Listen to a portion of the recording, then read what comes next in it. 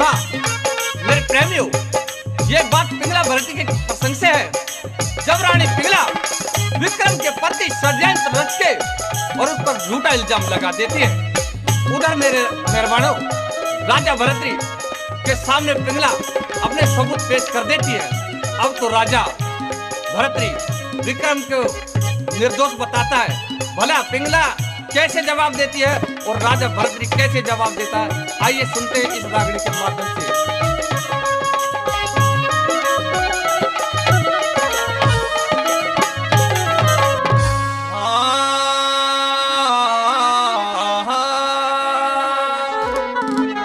निर्दोषी के दोष लगावे, अच्छा वो आप बड़े बड़ी भाड़ी।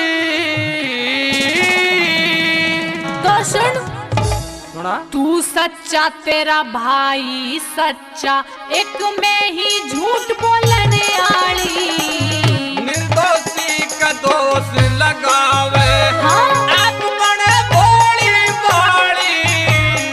तू सच्चा तेरा भाई सच्चा, एक में ही झूठ बोलने आली।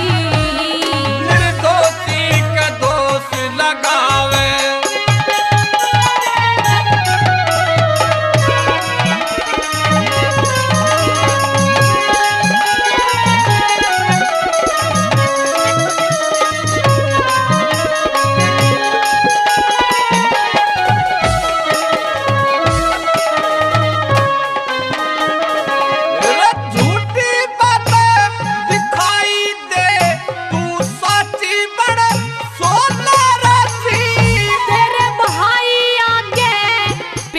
चलना मैं के कर लूं सत्यानाशी। और विक्रम सिंह मेरे भाई ने तेरी देख ली होगी बदमाशी। आज तलक तेरे भाई ते मने करी नहीं ठट्टा हासी। मेरा समझदार मेरा भाई सरी, समझदार मेरा भाई से नादानी अवस्था से बाड़ी। तने समझदार लागे से मनेवा, रोज बके से सो गाली। निर्दोषी का दोष लगावे।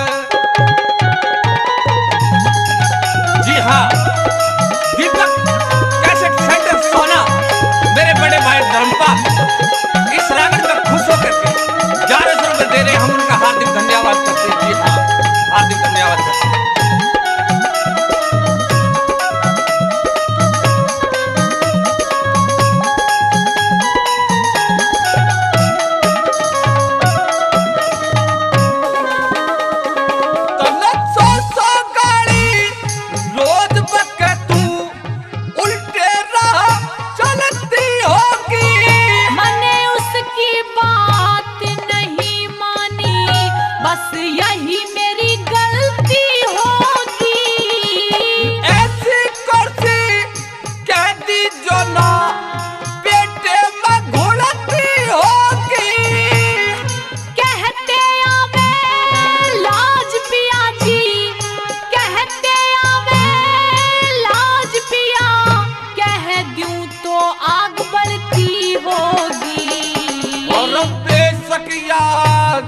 लाग जा तो तू बेशक आगे लाग जा तो तू साथ बता दे साड़ी।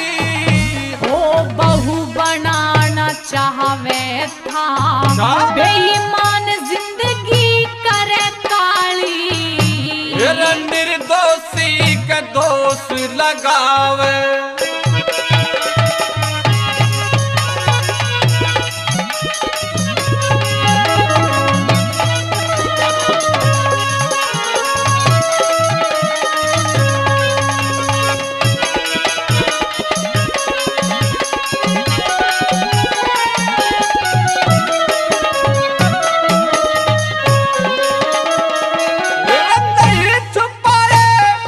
छुपा जगत में जो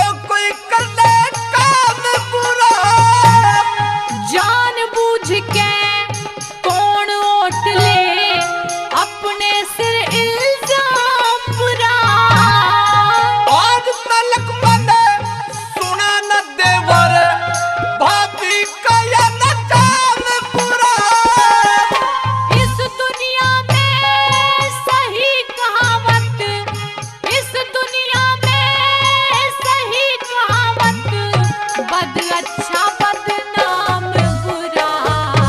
और गैर आदमी कौन आया री, गैर आदमी कौन आया तू साथ बताते रहताड़ी।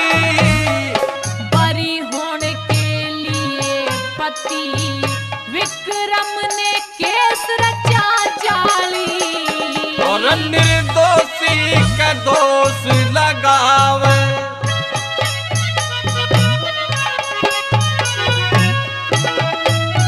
जी हाँ मेरे प्रिय और अजीज दोस्त भाई विजय पाल मास्टर जी गढ़ी मुरली से, वो भी इस रागनी पर 2100 रुपये प्रदान दे रहे हैं।